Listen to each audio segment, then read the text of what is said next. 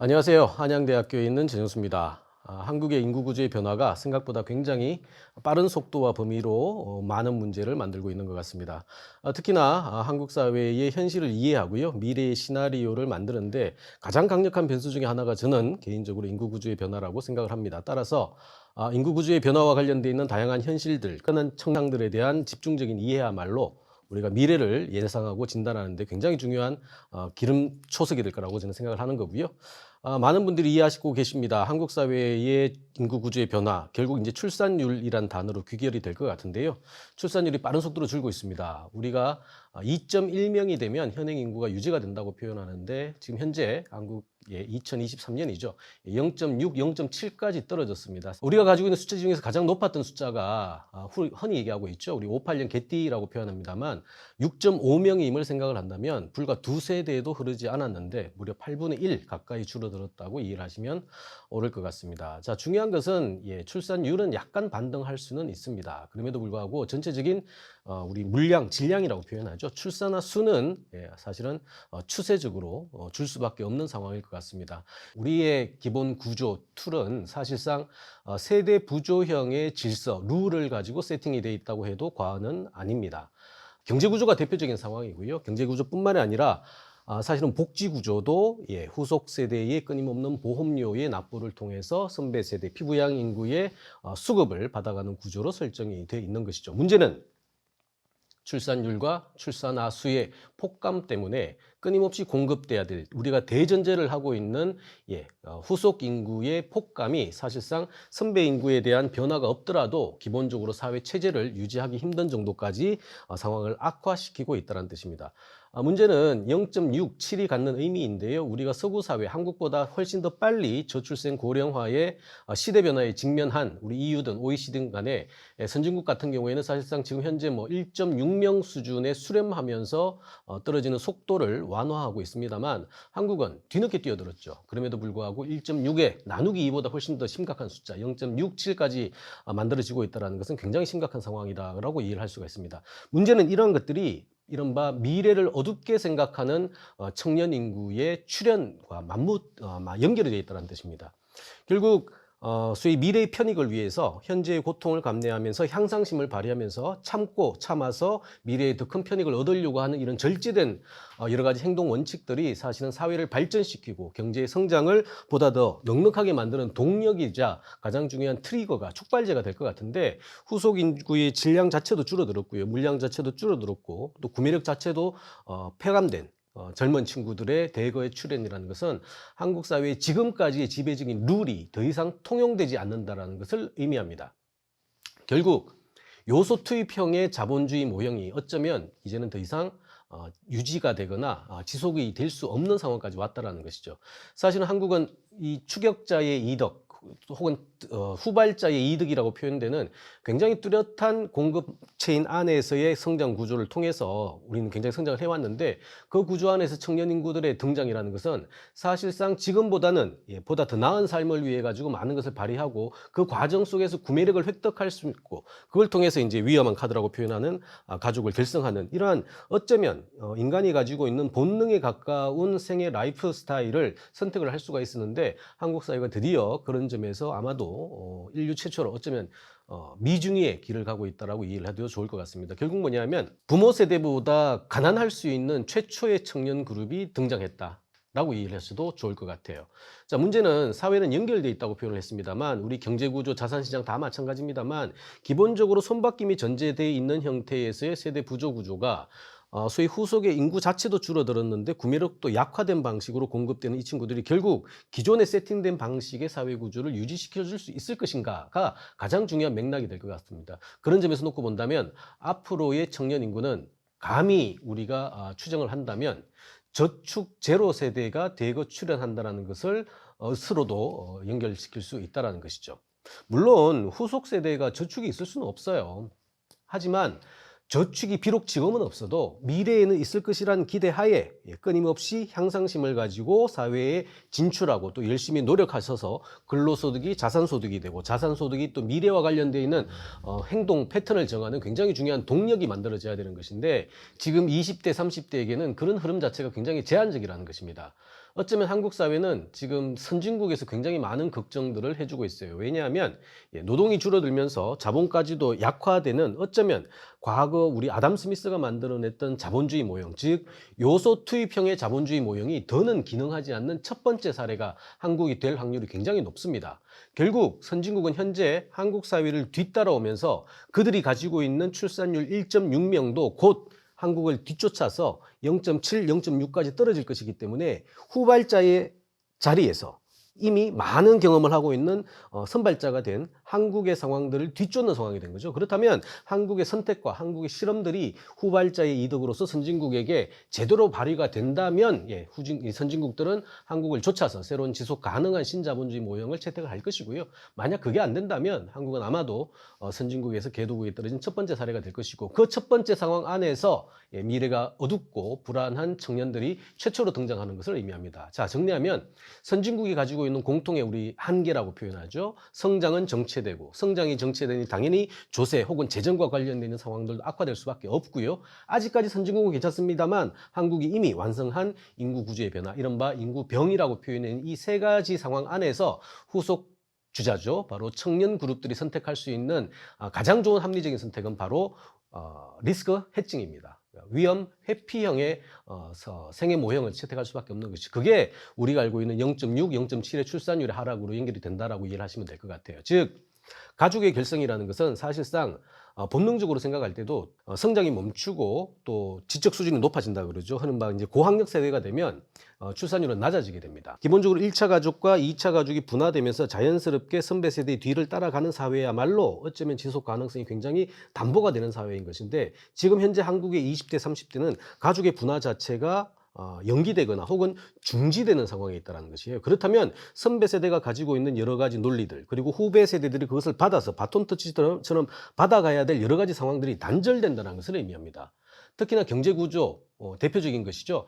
선배 세대가 많은 어떤 자산이라든가 경제 활동들의 결과 축적한 여러 가지 어떤 물건들이 사실상 후속 세대에게 자연스럽게 연결이 돼야 되는데 그런 거에 대해서 가능성이 상당히 줄어든다는 것을 뜻하게 됩니다. 자, 그렇다면 이런 후속 세대의 출현이 한국 사회에 어떤 의미를, 어떤 파장을 만들어낼 것이냐라고 생각을 한다면 우리가 가지고 있는 룰에 대한 세팅 자체가 달라져야 된다는 것이죠. 결국 후속 세대, 청년 세대를 우리가 타깃화해서 지금까지 접근했던 상식과 고정관념을 버려야 된다는 것입니다. 기본적으로 가족을 결성하지 않고 혼자 사는 1인 가구가 지금 급속히 늘어나고 있는데요. 결국 4인 가족이 지금 10%가 안 되고요. 1인 가구가 42%까지 갔다는 얘기는 즉 가족 소비가 전제된 방식으로서의 자원 배분이 아니라 이제는 혼자 사는 사람의 가치 판단에 근거한 자원 배분이 어쩌면 표준 모델이 될 수밖에 없다는 것을 확인할 수가 있습니다. 자, 그렇다면 기본적으로 우리가 세팅되어 있는 가족 소비와 관련되어 있는 많은 흐름들은 사실은 바뀌어야 된다는 것이죠. 우리가 알고 있는 저성장의 안착이라든가 가치관의 변화가 사실은 불러온 굉장히 일반적인 논리입니다만 그거보다 더 큰 한국만의 상황들, 결국 서구 사회가 1.6 수준에서 그나마 묶어둔 상황을 한국은 그거를 나누기 2까지도 더 악화된 상황으로 만들어버린 가족 단절이라고 표현되는 부분들을 사실은 전체적인 상황에서 놓고 봤을 때 굉장히 좋지 않은 결과들을 만들어낸다는 것이죠. 자, 그렇다면 대표적인 상황입니다. 20대와 30대가 저축이 제로다. 저축이 거의 없을 것이다. 즉 근로소득 자체가 굉장히 제한될 것이다. 그것은 너무나 뚜렷한 신호가 있는 거거든요. 사실 선배 세대들이 고민할 때 가족을 왜 분화했을까라고 생각을 하면 사실은 합리적이고 똑똑할수록 그런 가족의 선택들을 하지 않는 게 오히려 더 효율적인 의사결정의 결과일 수밖에 없죠. 왜냐하면 20대, 30대에는 근로소득도 굉장히 취약할 것이고 하물며 자산소득은 거의 없을 거란 말입니다. 굉장히 연약한 처지일 텐데 가족, 즉 피부양 인구를 옆에 둔다라는 의사결정은 굉장히 하이 리스크한 거죠. 고위험한 선택인 것이에요. 그럼에도 불구하고 우리가 그 선택을 했습니다. 저도 선택을 했고 많은 선배 세대들이 선택을 했어요. 이유는 내가 지금 비록 가진 게 없어도 10년 후에는 나의 이 월세가 전세가 될 것이고 20년 후에는 이게 작지만 자가가 될 것이고 30년 후에는 비교적 30평에 가까운 국민평형에 가까운 내 집이 생길 거라는 뚜렷한 고성장의 수혜라고 표현되는 인플레의 어떤 그 결과물들이 우리에게 있을 것이라는 확정적인 신호가 있었기 때문에 비록 가진 게 없어도 자녀를 결성하는, 자녀를 두는 그런 하이리스크한 선택들을 가지고 갈 수밖에 없었던 거죠.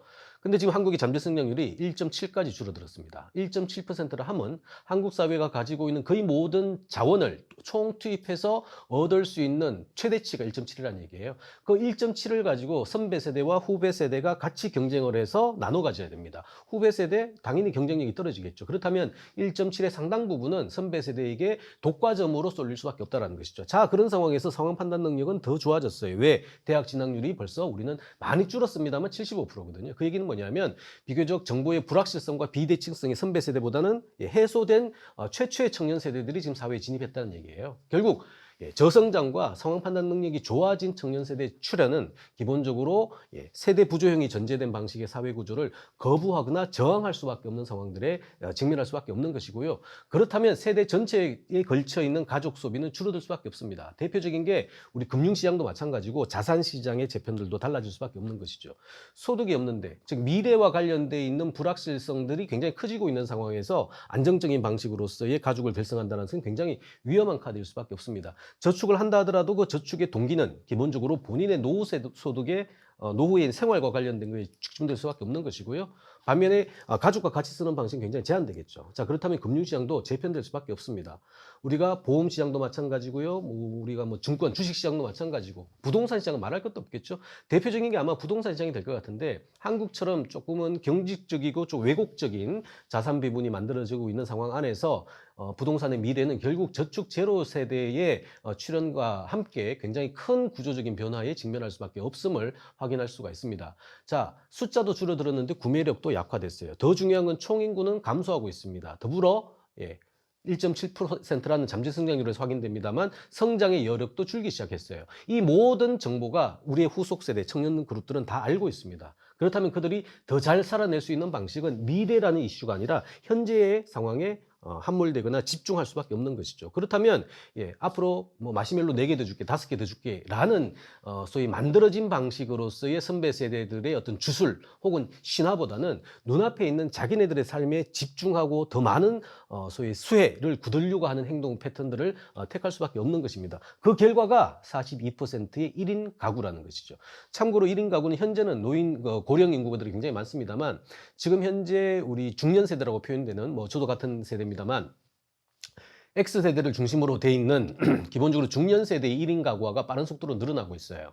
예전에는 없었던 새로운 중년 그룹의 패턴들이에요. 문제는 지금 MZ세대들입니다. MZ세대의 디폴트 기본값은 연애, 결혼, 출산은 미래 이슈입니다. 즉 현재의 이슈에 포함되지 않는 얘기들이에요. 그렇다면 당연히 그들은 혼자 사는 것을 대전제로 많은 것들을 설계하고 세팅하게 됩니다. 자, 문제는 한국 사회의 많은 자산이라든가 자원들은 기본적으로 선배 세대들이 가지고 있는 과거에 만들어진 방식으로 재편이 되어 있는데 그 재편에 되어 있는 메뉴 중에서 후배 세대들이 따라가야 될 라인업은 생각보다 굉장히 제한적이라는 것이죠. 그렇다면 이 구조는 유지가 되기가 어렵다는 것이죠. 다시 한번 말씀드립니다만 연결성과 관련되어 있는 굉장히 중요한 소위 빈틈 혹은 이격 지점들이 보일 수밖에 없다는 것을 확인할 수가 있습니다.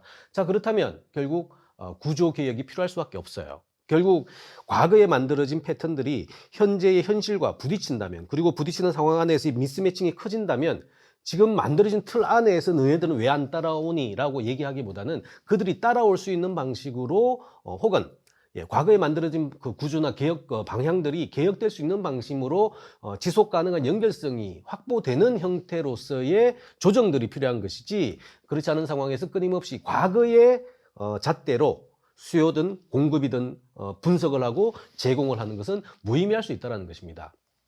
결국 0.72 혹은 0.65에 해당되는 이 출산율이 갖는 의미는 전 세계적인 어떤 그 미중의 사태로 해외 사례에서 우리는 더 이상 벤치마킹의 가능성을 찾아올 수는 없습니다. 결국 선진국이 가지고 있는 일반적인 패턴 안에 한국이 가지고 있는 굉장히 독특한 문제, 즉 선진국들이 1.6명에 묶어두는 것을 한국은 0.7까지 떨어뜨렸던 1.6과 0.7의 이 갭의 문제는 결국 한국에서 청년들이 생각하는 과거의 제도와 현실 상황 안에서의 미스매칭의 크기라고 이해를 하시면 되는 거고요. 그 크기만큼 사실은 구조적이고 원론적인 개혁들을 해주지 않는 이상 후속 세대들은 특히나 저축 제로 세대로 귀결될 수밖에 없는 후속 세대들은 미래에 대한 불확실성 혹은 가능성을 가지고 본인들의 생활들이나 혹은 패턴들을 선택하지는 않을 것이라는 거죠. 만약 그렇다면 그렇다면 한국 사회에 여러 가지 세팅되어 있는 느낌들 혹은 룰 같은 것들, 제도나 준칙 같은 것들이 더는 기능하지 않는다라는 것을 확인할 수가 있습니다. 그렇다면 미안한 얘기지만 선배 세대가 만들어진 틀 안에 오히려 선배 세대들이 어쩌면 뒤통수를 맞게 되는 그런 딜레마에도 봉착할 수 있다는 것이죠. 그런 점에서 놓고 본다면 0.72, 0.65가 갖는 출산율의 감소가 단순한 숫자적 변화가 아니라 한국 사회의 구조적인 틀에 대한 전환을 요구하는 젊은 청춘 그룹의 비명소리에 가깝다라고 이해를 하시고요. 그 흐름에 맞게끔 기존의 제도와 현실 사이의 미스매칭, 갭을 좀 줄여주는 방식으로 구조적인 전환, 사실은 뼈를 깎는 듯한 과거의 상식이지만 더는 통하지 않는 것들을 재구성해주고 재수정해주는 노력들이 필요할 수밖에 없을 것 같습니다. 한국 사회 지속 가능성은 결국 미래 세대의 주인공이라고 할 수 있는 청년 그룹들이 희망을 가지고요. 미래의 편익을 얘기할 때 비로소 만들어집니다.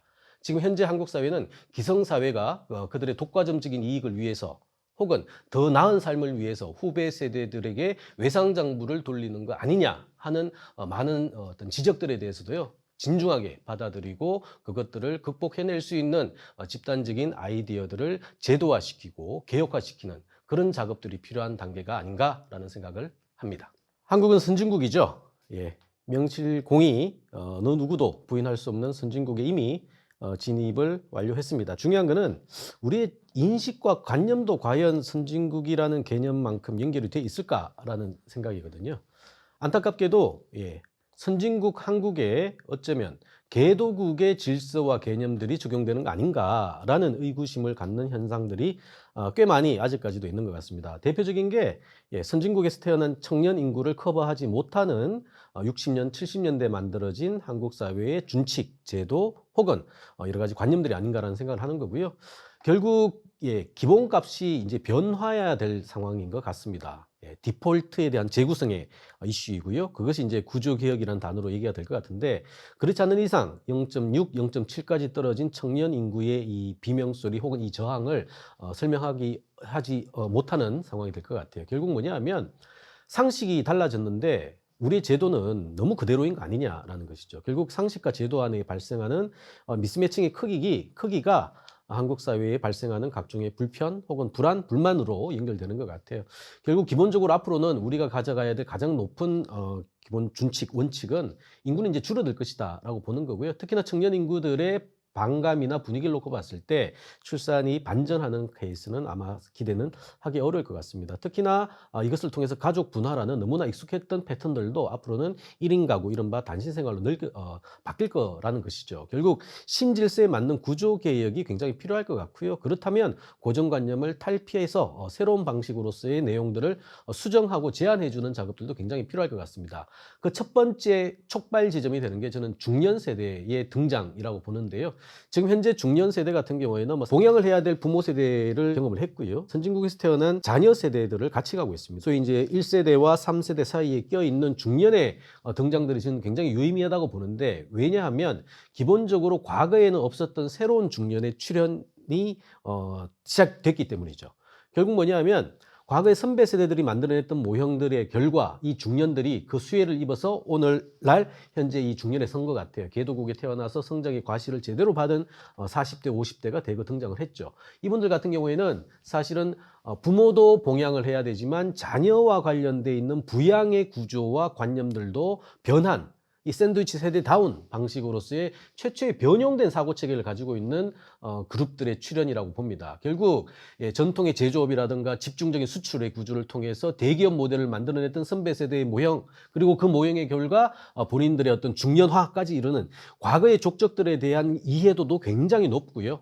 반면에 이게 더는 유지하기 힘들어서 젊은 친구들이 출산을 하지 않고 결혼을 하지 않고 연애를 하지 않는 이 새로운 패턴들에 대한 이해와 배려도 일정 부분 가지고 있는 최초의 중년 그룹들이 등장을 하기 시작했다는 것이죠. 그렇다면 어쩌면 한국 사회의 미래는 이 중년들이 어떤 방향성을 가지고 어떤 식의 변형을 흡수하느냐에 따라 가지고 윗세대와 아랫세대를 연결하는 무난한 방식으로서의 새로운 모형들을 만들어내는 굉장히 중요한 출발이 될 수도 있다는 것이죠. 결국 한국 사회가 앞으로 가야 될 첨단 제조 혹은 다변화된 수출 구조 혹은 강소기업 혹은 서비스라든가 내수나 유니콘 같은 새로운 성장의 모형들에 대한 임무, 미션도 중년 인구로부터 사실은 출발할 수밖에 없고, 이 구조를 잘 만들어낼 때 뒤따라오는 후속 세대들도 한국 사회의 주력 모델에 편승해서 미래에 대한 확신을 가지고 미래의 편익을 위해서 현재의 고통을 감내하는 유형들을 채택할 수 있다는 것이죠. 결국 우리의 포인트는 한국 사회의 변곡점의 주역은 바로 1960년생, 70년생, 이른바 55년생부터 75년 구간에 있는 1700만의 요즘 어른이라는 타이틀을 쓰고 싶습니다.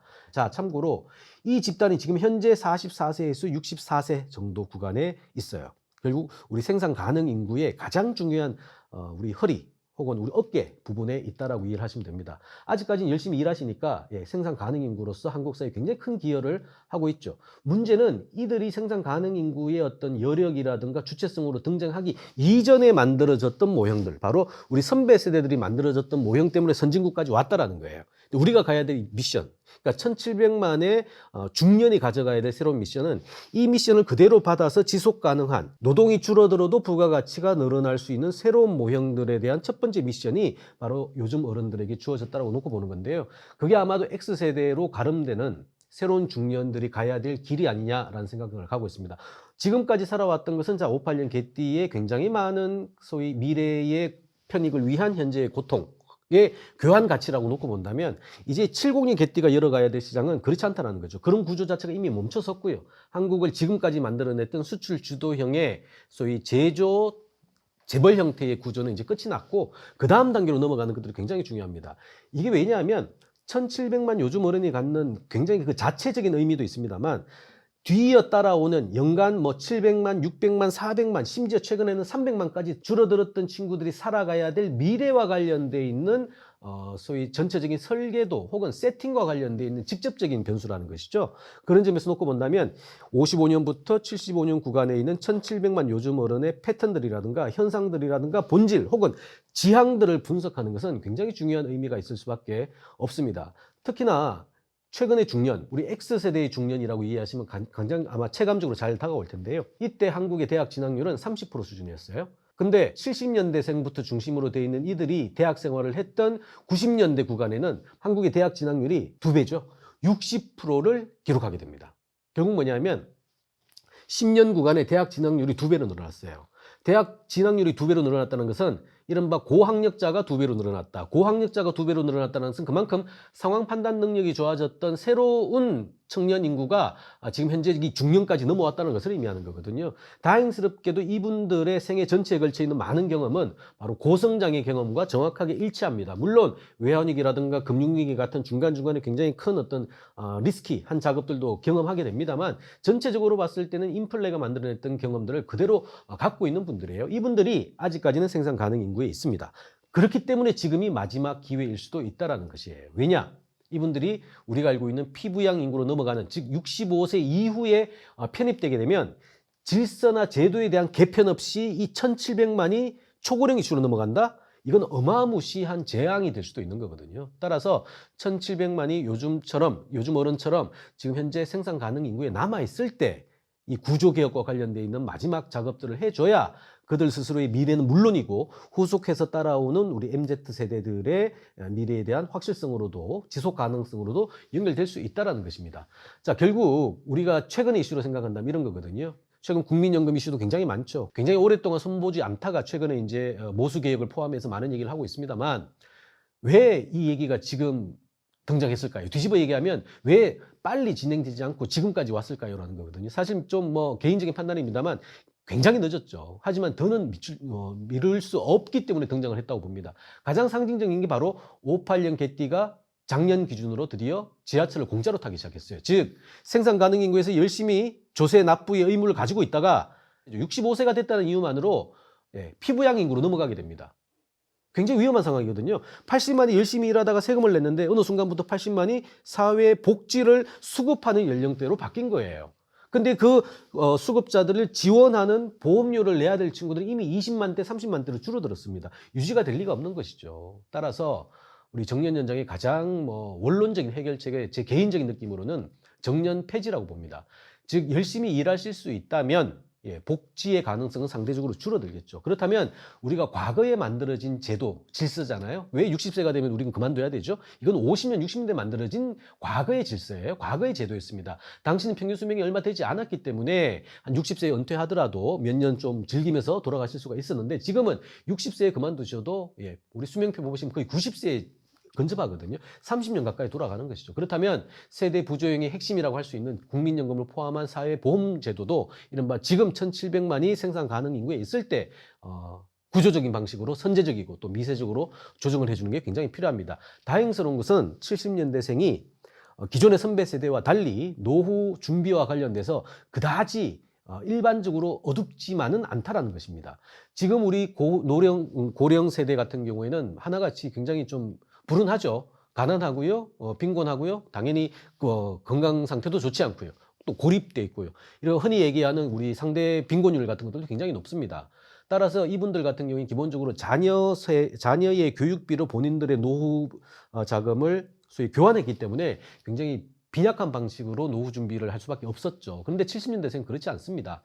결국 자녀의 교육비를 최초로 비용이라고 생각할 수 있는 X세대의 출현인 것이거든요. 결국 70년대생만 얘기한다면 44세부터 54세 구간에 있는 이 X세대 같은 경우에는 첫 번째, 생애 전체에 걸쳐서 굉장히 많은 고성장의 수혜를 입었고요. 두 번째는 가치관의 변화에 대해서도 굉장히 개방적이고 유연합니다. 세 번째는 구매력도 굉장히 좋아요. 평균 한 6억 가까운 지금 세팅을 가지고 있거든요. 근데 기본적으로 이분들의 또 부모 세대가 현재 90세, 80세 후반에 직면하고 있어요. 결국 그들의 스톡이라고 표현하죠. 축적된 자산도 결국엔 노노는 아닙니다만 중년 세대의 자녀들에게 이전될 수밖에 없는 것이죠. 그렇다면 미들 플러스 중간에 낀 70년대생의 금전 능력은 굉장히 과거 대비 고도화되어 있고 강화됐다고 표현할 수 있습니다. 즉, 갖춰진 중년 세대의 등장은 지금까지 우리가 알고 있는 고령 사회와 관련된 여러 가지 기본 설계 자체가 더는 통용되지 않는다는 것과 같은 의미이기도 합니다. 그들이 지금 현재 등장할 때 이것들이 위기가 아니라 기회가 될 수 있는 방식으로 전환시켜주는 게 굉장히 중요해요. 특히나 우리 경제 규모, 특히나 자산 시장과 관련된 흐름들을 놓고 본다면 우리 노후소득은 같은 경우에 크게 5가지의 소위 루트를 가지고 있거든요. 근로소득, 사업소득, 공적 이전, 사적 이전, 재산소득, 이 5가지가 있는데, 과거의 한국의 기본구조, 세대 부조형의 기본구조는 뭐냐면 사적 이전이었어요. 우리가 지금 초고령 사회, 시니어 시장이 된다 안 된다 이런 얘기 굉장히 오랫동안 많이 했습니다만 지금까지 굉장히 어두웠습니다. 시니어 산업은 사실은 존재하기도 어렵고요. 존재하기도 힘든 상황이었었어요. 왜냐하면 의료와 간병과 관련된 이슈, 즉 아파야지 구매하는 시장이었거든요. 그러다 보니까 사실은 노후소득 자체도 없는데 굉장히 빈곤한 삶을 살아가는 분들에게 시니어가 됐으니까 이 제품과 이 서비스를 구매해 주세요라는 방식으로 접근을 한 거죠. 당연히 구매력이 없는 사람들은 그것을 살 수가 없습니다. 이 상황 안에서 그나마 그들의 구매력도 어떻게 확보를 하느냐, 바로 내가 나의 복량과 너의 소위 부양을 교환했기 때문에 소위 자녀들에게 사적 이전의 방법, 즉 용돈을 받는 형태로 그것을 부담을 받아왔죠. 근데 이게 지금 빠른 속도로 없어지기 시작했어요. 당장 X세대만 하더라도 자녀로부터 노후 소득을 지원받는다라는 것은 상상도 하지 않습니다. 너무 극단적인 비유이긴 합니다만, 물론 빈곤하다면 받아야 되겠죠. 하지만 우리 선배 세대에 비해서는 기본적으로 교육비와 노후 자금은 적어도 같은 포트폴리오에 놓고 배분할 수 있을 정도의 가치 중립성은 가지고 있다는 것이죠. 대신 강화된 게 뭐냐면 첫 번째가 근로소득입니다. 지금 X세대 중년 1,700만은요, 기본적으로 60세, 65세에 은퇴한다는 것을 가정하지 않는 사람들이 굉장히 많습니다. 물론 본인들의 의지나 취향에 따라서 조기 은퇴족이라고 표현하죠. 그런 분들 같은 경우에 미리 그만둡니다만, 그게 아닌 상황에서는 오래 일하는 게 가장 좋은 노후소득원이라는 것을 체감적으로 혹은 경험적으로 알고 있습니다. 그러다 보니까 근로소득이 과거에는 한 35% 차지했는데 지금은 42%까지 늘어났어요. 아마 앞으로의 표준적인 노후의 삶은 끊임없이 근로를 해서 노후소득을 볼충하는 구조로 갈 겁니다. 자, 우리 70년 개띠만 예를 들어볼까요? 70년 개띠 숫자도 많습니다. 100만입니다. 그분들이 지금 현재 50세 중반이에요. 앞으로 한 10년 정도는 느긋하게 일을 하실 수 있습니다. 이분들은 기본적으로 사회에 진입할 때 국민연금 제도가 이미 있는 상황 안에서 들어왔어요. 지금 우리 선배 세대들 같은 경우에는 우리 88년, 92년도에 시작을 했으니까 그 이전부터 일을 하셨던 분들인데 갑자기 준조세라고 들리는 방식으로 보험료를 내세요. 그러면 노후에 돈을 돌려줄게 하거든요. 이 방식이 사실은 잘 이해도 되지 않을 뿐더러 돈을 뺏긴다 그런 맥락까지도 갖고 있어서 굉장히 저항감들이 많았습니다. 근데 X세대의 상징이라고 표현할 수 있는 우리 70년 개띠 같은 경우에는 이미 들어올 때 원천 징수를 통해 가지고 국민연금을 내왔던 분들이죠. 이게 또 소득 비례형이에요. 한 가구당 놓고 본다면 한 400만 원, 500만 원 받아가는 우리 70년 개띠들도 곧 등장한다는 것이죠. 근데 보험료를 내야 될 사람은 20만 밖에 되지 않아요.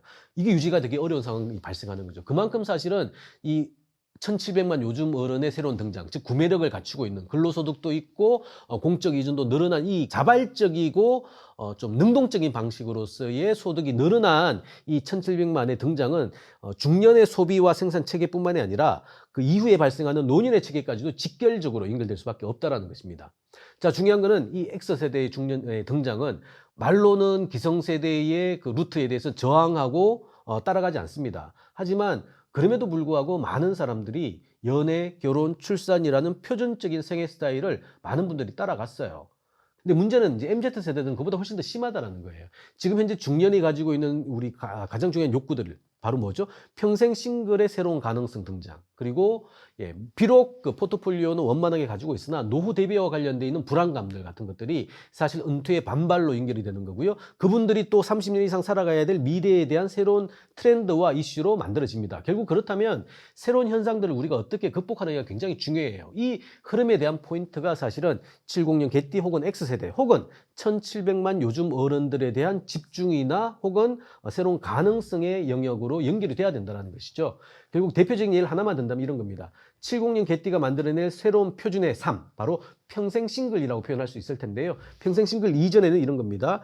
기본적으로 선진사회가 됐을 때는 우리가 중립화가 되죠. 중립화가 될 때는 남성성은 약화되고 여성성은 강화가 됩니다. 그렇다면 우리가 표준적인 4인 가족이 가지고 있는 이미지가 사실은 앞으로 굉장히 옅어질 수 있다는 것을 뜻하게 되겠죠. 결국 평생 싱글이 갖는 의미가 남성성과 여성성의 적절한 조화와 수정을 통해 가지고 결혼의 장벽을 높이고요. 생애 미혼자도 늘어날 것이고, 또 그럼에도 불구하고 가족 소비를 대체할 수 있는 새로운 대안의 대안가족의 가능성들. 더 중요한 것은 아마도 가족 분화가 정지된, 중지된 중년의 고민이라는 것이죠. 결국 나이 50이 넘어서 자녀들이 20대가 되고 30대가 됐는데 분할을 하지 않는 방식으로서의 자녀들이 등장하기 시작했다. 뭐 흔히 얘기하면 중년 캥거루족이라는 단어를 쓰는 것이죠. 불가피한 대가족화가 발생할 겁니다. 자, 그렇다면 우리가 가지고 있는 노후와 관련되어 있는 세팅들은 완전히 새롭게 재구성을 해야 된다는 것이, 그 과정 안에서 노후 대비와 관련되어 있는 은퇴 반발도 마찬가지고요. 이런 이슈들을 우리가 어떻게 극복할 것인가는 굉장히 중요한 시대 과제가 될 수밖에 없습니다. 이 중년의 삼중고라 그러죠. 트릴레마라고 표현합니다. 노후도 부모도 모셔야 되고요. 중년을 향해서 쫓아오고 있는 자녀의 현재도 지켜야 됩니다. 더 중요한 것은 본인들의 미래와 관련되어 있는 불확실성도 지켜야 되는 것이죠. 그 가운데 연금은 불안하고요. 또 강제적으로 우리 퇴직을 당하는 근로자들도 굉장히 많아졌죠. 대개 중년의 가구주들이 그런 영향력이 많습니다만, 이런 식의 상황들 안에서 노후 대비의 전략들이 달라질 수밖에 없어요. 그렇다면 우리의 경제적 선택, 바로 자산시장의 가능성도 새롭게 재편될 수밖에 없습니다. 자, 이 상황 안에서 새로운 가족 유형들이 만들어낼 수 있는 어떤 힌트들이 당연히 부가가치의 새로운 연결로 만들어질 수밖에 없는 것이고요. 그 흐름 안에서 1,700만 요즘 어른이 갖는 하나하나의 선택과 이 개별적인 선택이 만들어내는 집단적인 어떤 흐름들, 트렌드 같은 것들은 짧게는 본인들의 중년, 새로운 중년에 대한 설계와 연결됩니다만, 조금 길게는 새로운 초고령화에 대한 유력한 신호일 수 있고요. 더 길게는 여기를 향해서 쫓아오고 있는 MZ세대에게 일종의 나침반으로서의 역할도 보여줄 수 있다는 것이죠. 그렇다면 인구 변화발 새로운 틈새 고객으로 등장하는 1,700만 요즘 어른들에 대한 정확한 분해와 그 분해에 따른 적정한 대응 체계는 한국 사회의 자원 배분의 효율성을 높이는 굉장히 중요한 분기점이 될 수밖에 없다라고 생각을 합니다. 인구 구조의 변화가 굉장히 빨리 진행이 되고 있습니다. 그러다 보니까 우리가 준비했던 시간보다 훨씬 여파나 후폭풍이 큰 것 같습니다. 자, 그럼에도 불구하고 이러한 어떤 현상들이 위기가 아니라 기회가 될 수 있도록 현명한 접근, 그리고 합리적인 결과가 도출될 수 있도록 많은 노력들을 해야 될 것 같습니다. 사실 뭐 큰 위기일수록 어쩌면 대형의 기회일 수도 있다라고 판단할 수 있는 거거든요. 자, 그렇다면 이 인구 구조가 만들어내는 많은 현상들, 흐름들을 능동적이고 긍정적으로 뒤바뀔 수 있는 그러한 여러 가지 자세들이 필요할 것 같습니다. 사실 초저출산이라는 단어들을 많이들 쓰시는데요. 초저출산은 뒤집어 얘기하면 초고령화를 의미합니다. 초저출산, 즉 늘어났던 많은 사람들이 줄어들다 보니까 당연히 위기죠. 근데 뒤집어 얘기하면 여기가 줄기 때문에 상대적인 비중은 윗단엔 커질 수밖에 없어요. 그 얘기는 결국 고령화라는 이슈가 그 이전에는 별거 아니었는 이슈였는데 초저출산 때문에 상대적인 비중이 굉장히 늘어나는 방식, 바로 초고령화가 빠른 속도로 우리의 눈앞에 다가온다는 것을 의미합니다. 결국 초저출산이 만들어내는 어쩌면 위기일 수도 있는 것은 뒤집어 얘기하면 초고령화에 새로운 기회가 생긴다는 것으로도 해석할 수가 있는 것이죠. 간단하게 정리하면 사회 구조는 기본적으로 연결성을 갖고 있기 때문에 세대 부조형이라고 표현한다면 이 삼각형의 구조를 생각하시면 굉장히 편합니다. 삼각형이라는 것은 끊임없이 분모가 공급되는, 즉 후속 인구가 공급되는 것이 전제가 되어 있는 상황인데, 이게 지금 현재 역전이 돼 있어요. 인류가 처음 접한 초고령화가 일반적인 현상이 될 수 있는 사회로도 최초로 진입했음을 확인할 수가 있다는 것이죠. 결국 뭐냐면 초저출산의 위기는 뒤집어 얘기하면 초고령화의 기회로 얼마든지 바꿀 수 있다는 것이죠. 자, 문제는 이 초고령화에 대해서 한국 사회가 준비가 되어 있느냐라는 것이죠. 아쉽게도 많은 분들이 초저출산, 출생과 관련된 이슈에는 많은 관심을 가지고 여러 가지 대안을 얘기합니다만, 안타깝게도 같이 흐르고 있는, 어쩌면 더 큰 문제일 수 있는 초고령화 이슈는 생각보다 굉장히 주변부 이슈로 전락한 것 같습니다. 그렇지 않고요. 어쩌면 이 초고령 이슈는 우리가 생각하는 것보다 더 빨리 다가올 수도 있습니다. 따라서 보다 더 적극적인 자세가 필요하다는 말씀을 좀 드리고 싶고요. 지금 현재 한국 사회 많은 구조는 현역의 소비가 전제가 돼서 노후의 복지를 유지하는 방식으로 교환 구조가 성립이 돼 있습니다. 지금 현재 우리가 노후의 생활이라고 표현하면 빈곤 노후 이런 단어를 많이 생각하거든요. 실제 뭐 우리 상대 빈곤율이 굉장히 높다 보니까 이런 얘기가 나옵니다만, 그도 그럴 수밖에 없는 게 노후 이퀄 잉여 세력, 뭐 뒷방 퇴물, 뭐 이런 식의 이미지가 굉장히 강하거든요. 사실 1950년대, 60년대 만들어진 이 고정관념이에요. 그러다 보니까 소위 생산과는 전혀 무관한 사람들이죠. 생산과 무관한데 삶은 살아야 돼요. 결국 뭐냐면 이분들은 복지의 대상으로만 사실상 우리가 규정하고 있는 거 아니냐라는 것이죠. 그런 점에서 놓고 봤을 때 국민연금의 지속 가능성이라든가 혹은 여러 가지 어떤 복지의 지속 가능성을 생각을 하더라도 이 노년층에 대한 새로운 재구성은 굉장히 중요한 시대 화두이자 국가적 정책 의제가 될 수밖에 없다라고 보는 것입니다. 지금처럼 굉장히 소극적이고 제한적인 방식에서의 노후의 삶으로만 우리가 그들을 바라본다면 기회는 존재하지 않습니다. 더 중요한 것은 준비된 중년들이 지금 대거 65세를 향해서 걸어가고 있습니다. 구매력 많고요. 가치관 다양하고요. 대개 다 고학력자들이에요. 기본적으로 노후소득과 관련되어 있는 것들도 굉장히 탄탄한 방식입니다. 근로소득도 많고요. 공적 이전, 즉 국민연금에 대한 소득도 굉장히 포트폴리오가 안정적입니다. 그럼에도 불구하고 자녀에게 올인한다거나 혹은 부모를 또 봉양하지 않는 구조도 아닙니다. 전형적인 트릴레마의 딜레마는 갖고 있습니다만, 그럼에도 불구하고 본인도 열심히 잘 살아야 된다는 맥락들을 가지고 있다는 것이죠. 결국 기존 노년이 가지고 있는 소극적인 소비에만 함몰되지 말자. 그건 굉장히 제한적인, 안 하려고 해도 쓸 수밖에 없는 굉장히 제한적인 시장이다. 우리가 지향해야 할 바는 바로 향후 노년들이 생각하고 있는 적극적인 소비로 가자라는 거예요. 그러니까 소극 소비가 아니라 적극 소비. 그 과정에 있는 늙고 병들고 아파서 써야 될 최소 복지도 있겠죠. 이 산업도 커져야 됩니다. 하지만 정작 커져야 될 시장은 일상생활 전체에 걸쳐 있는, 다만 나이가 든 사람들이 대상일 수밖에 없는 새로운 방식으로 적극적인 소비 축복의 주체로서 중년들을 바라보고, 그 중년들이 있을 때 이 초고령 시장에 대한 세팅들을 다시 한번 해주자라는 것이죠. 새로운 시장들을 조성할 수 있는 정책의 배려라든가 그들이 구매할 수 있는 다양한 방식들을 해주는 것이 어쩌면 우리의 인구 피라미드가 이미 꺾여버린 이 상황 안에서 지속 가능한 모델을 만들어내는 첫 번째 발걸음일 수도 있습니다. 안타깝게도 한국은 현재 위기와 기회가 공존하고 있습니다. 개인적인 느낌에서는 위기가 큰 만큼 기회도 크다고 생각하는데, 단 전제 조건이 있습니다. 이 흐름 자체가 구조와 관련된 것들이, 개혁 작업들이 전제가 된다면 이 위기는 훨씬 더 큰 기회가 될 수도 있다고 보는 것이죠. 한국은 전 세계에서 두 번째 인구 감소 국가입니다. 많은 선진국들이 전부 다 2.1명 이하로 떨어졌습니다만 국제 유입분 때문에 총인구는 늘어나고 있습니다. 그럼에도 불구하고 총인구가 감소하는 첫 번째가 일본, 두 번째가 한국이거든요. 결국 뭐냐면 실질적인 방식으로서의 인구 감소가 확인되는 그 유일한 두 번째 국가가 한국이라는 것입니다. 인구가 줄면요, 기본적으로 고객이 변한다는 것을 의미합니다. 양적으로도 변하고요, 질적으로도 변합니다. 생각 자체가 달라졌기 때문에 과거의 방식으로 소비하지 않는다는 거예요. 욕구가 변하는데 비즈니스 모형이 똑같다면 그건 당연히 생존할 수 없는 것이죠. 그것은 사양화에 대한 압력이 아니라도 버텨낼 수가 없습니다. 뒤산에 야산에 토끼들이 많을 때 그 토끼들을 고객으로 모실 때는 우리가 특정한 타깃 연령을 통해서 적절한 마케팅 기술을 넣어서 가격은 싼데 품질은 좋아요라는 방식으로 우리가 경쟁적인 그 외부 혹은 연령의 방식으로 신규 고객을 확보하는 방식으로 소위 프라핏을 만들어냈다면 2024년 현재 혹은 2034년, 44년 미래의 방식은 총인구 감소 때문에 더는 우리가 확보할 수 있는 산토끼는 없다라는 거예요. 그게 대전제가 된다면 줄어든 방식 안에서 성장하고 생존할 수 있는 전략들을 만들어야 되겠죠. 그러려면 연결적인 즉 소위 처음에 집토끼로 거둬들으셨던 분들을 추후까지도 계속해서 갈 수 있는 방식으로 만들어야 됩니다. 이게 초고령화 시장의 가장 중요한 논리 맥락이에요. 결국 뭐냐면 지금 현재 한국의 초고령 시장, 초고령화 혹은 시니어 마켓의 대전제는 뭐냐면 어느 순간 65세가 됐으니까 이분들은 이제 노인이에요. 고령자예요. 그러니까 자, 고령자분들이 필요한 욕구 수요는 이거니까 이렇게 접근합시다 라는 방식으로 가죠. 근데 정작 그 고령자가 된 고령자분들은 별로 이런 식의 접근 방식을 선호하지 않습니다. 지나가는 우리 우스갯소리로 얘기하면요. 65세 여성에게 우리의 법적 기준이 이제 고령자니까 할머니라고 얘기하면요. 이 65세 이 여성들은요. 사고자 했던 것도 다시 지갑 넣습니다. 지금까지 우린 그런 식으로 접근을 했어요. 근데 앞으로는 그렇지 않습니다. 65세 여성이 65세가 여성이 될 때 접근하는 방식은 산토끼가 있을 때 통하는 방식. 지금은 뭐죠? 20살 때부터 접근해야 되는 거예요.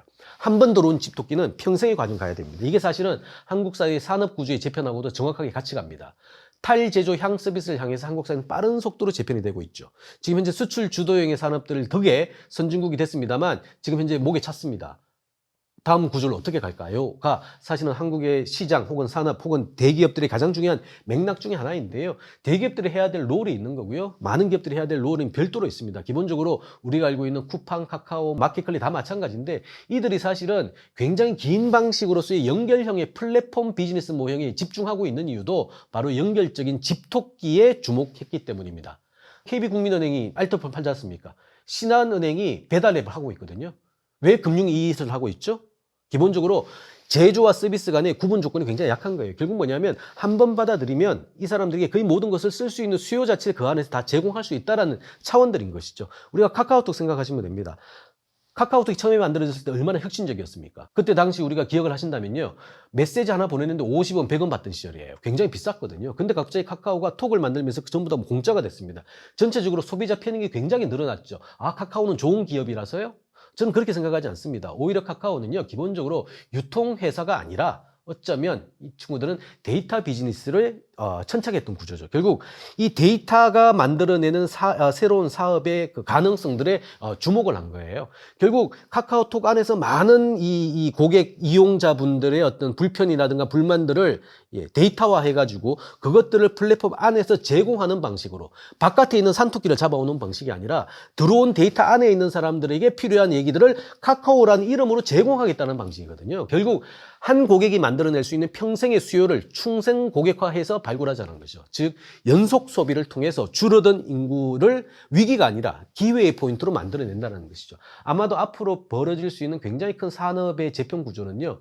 과거에 만들어진 방식으로 산업의 벽을 통해 가지고 보호해 줬던 방식이 아니라 이 보호의 막은 빠른 속도로 없어질 겁니다. 우리 금융시장만 하더라도 2006년도에 자본시장 통합법이 만들어지면서 은행, 증권, 보험 자체가 이 방화벽이 굉장히 사라졌습니다. 앞으로는 이 금융 안에서의 방화벽이 문제가 아니고요. 제조와 서비스 안에서의 포괄적인 방식으로서의 가능성이 환청 더 커질 겁니다. 그렇다면 한 명의 고객도 굉장히 중요할 수밖에 없다는 것이죠.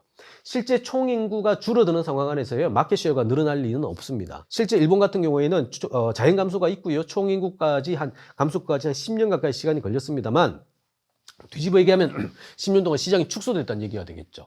근데 안타깝게도 시장은 오히려 늘어났습니다. 많은 분들이 착각을 하시는데요. 잠재 성장률 1.7%는 플러스의 영역입니다. 일본이 지금 연간 GDP가 600조 엔 가까이 합니다만 600조 엔에서요 1%만 성장을 하더라도 606조가 나오는 거죠.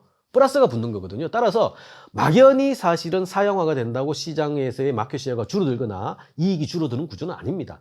일본 같은 경우에는 최근 10년 동안에 즉 총인구 감소의 영향이 있고 나서 실제 산업의 구조가 어떻게 패턴화가 만들어졌는지 어디가 돈을 벌고 어디가 돈을 못 벌었는지 이 가능성을 산업별로 구분을 해봤더니 한 140여 개 산업군 중에서 한 10여 개가 예, 유력하게 인구 구조의 변화에 영향을 받았음에도 불구하고 굉장히 성장하는 흐름들을 만들어냈어요. 일본 같은 경우에는 65세 이상 인구가 30%를 육박하고 있습니다. 한국은 2025년, 즉 내년이 되면 이제 20%가 되거든요. 근데 문제는 일본이 20에서 30%로 넘어가는데 한 4년이 걸렸습니다. 근데 한국은 내년이 20%가 되거든요. 근데 30%가 되는 거는요, 한 자리 숫자입니다. 즉 8년 후 정도가 되면 초고령 사회에 진입을 합니다. 자, 이때 만들어낼 수 있는 가장 큰 시장, 뭐 너무나 쉽게 상상할 수 있죠. 늙으면 아프니까 바로 의료와 간병 시장입니다. 실제 일본에서 가장 큰 성장률을 보이고 있는 시장이 바로 간병 시장이고요. 간병 시장은 직접적으로 서비스와 연결되어 있기 때문에 제조업과 달리 고용의 유발 효과도 크고요. 실제 인구가 많다 보니까 파급 효과가 눈에서 체감됩니다.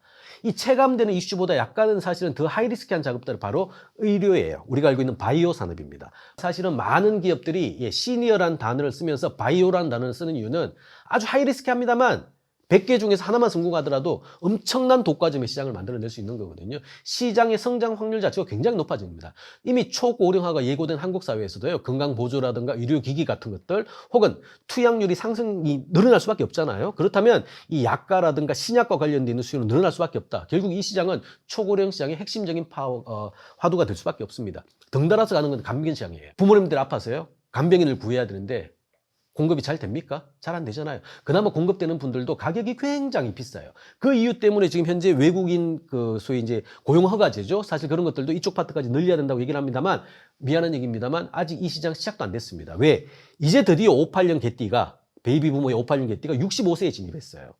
65세는 아프지 않습니다. 대개 우리는 유병 노후라는 것은 75세부터 진입합니다. 즉 65세부터 75세까지는 뒷방에 계셔야 될 분들이 아니고요. 사실은 실제적으로도 많은 고령 고용을 하고 계신 분들입니다. 이분들을 활용해야 된 마지막 시간이 그나마 10년이 남아있다는 것이죠. 여기에 더한다 하더라도 75년 구간이 지금 그 75년생까지 있는 이 구간, 즉 X세대 중년들이 지금 버티고 있을 때 의료와 간병과 관련되어 있는 확장될 수밖에 없는 이 시장에 대한 주목도를 가져가야 된다는 겁니다. 특히나 간병처럼 구조화가 안 돼 있는 한국 시장에서는 굉장히 큰 부가가치가 만들어낼 수밖에 없다는 거고요. 결국 이 시장화를 어떻게 품어낼 것이냐, 이 라인업을 어떻게 공급할 것이냐가 사실은 미래의 신성장 산업으로 직결될 수밖에 없는 포인트 중에 하나입니다.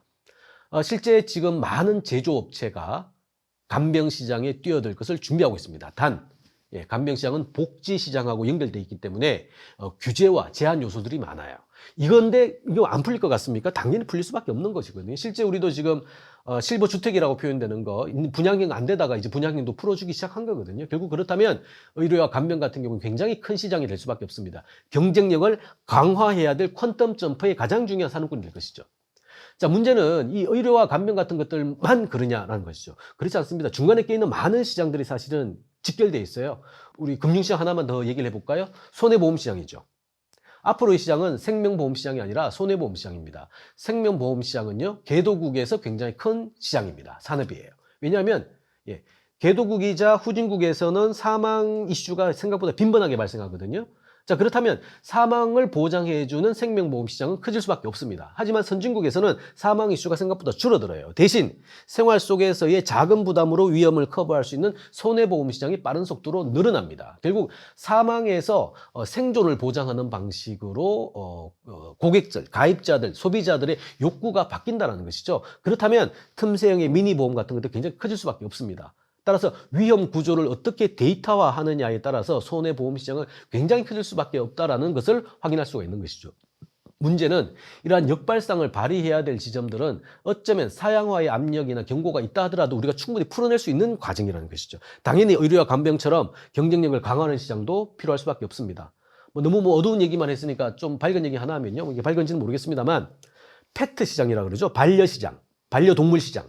이것도 사실은 초고령 이슈의 굉장히 중요한 맥락입니다. 개가 굉장히 가족을 대체하는 방식으로서의 반려동물로 인기를 끌고 있습니다만 주요 선진국들, 우리보다 완성이 됐던 선진국들 같은 경우에는 개보다는 고양이의 시장이 훨씬 더 큽니다. 이유는 간단해요. 왜냐하면 개 같은 경우에는 귀엽긴 합니다만 사람의 그 공이 많이 들어가야 되는 거거든요. 근데 고양이는 뭐 집사라는 표현처럼 내버려둬도 가족의 기능들을 해주죠. 실제 자기 혼자 독립적인 생활도 가능합니다. 근데 개 같은 경우에는 일단 기본적으로 사람이 움직여줘서 같이 가야 되는, 뭐 산책도 마찬가지고요.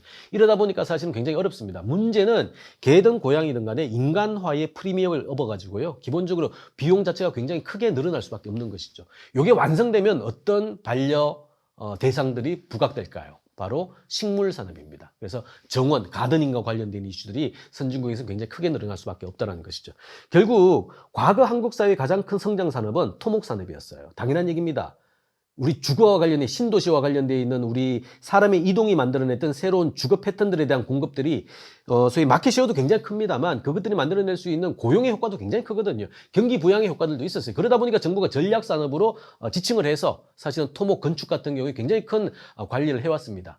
자, 문제는 앞으로 어떻게 될까요? 라는 것이죠. 인구가 줍니다. 결국 고객 자체가 줄어들어요. 그런 와중에 늘어날 수 있는 산업이 뭐가 있을까요? 바로 초고령 이슈입니다.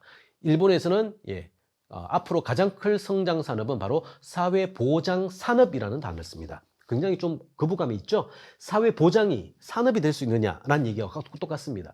지금까지는 사회보장은 산업이 아니었습니다. 그리고 정부의 복지의 영역이었습니다. 그러다 보니까 우리가 세제라든가 보험료를 통해 가지고 커버하는 굉장히 제한적인 시장만 기능할 수가 있었죠. 그 결과 지금 현재 내 마지막 집, 이른바 노후 최후의 집은 요양원과 요양병원으로 굉장히 제한적인 복지의 대상으로만 근접될 수밖에 없었습니다. 하지만 저만 하더라도 이런 시설에서 제 마지막 시간을 보내고 싶지는 않거든요.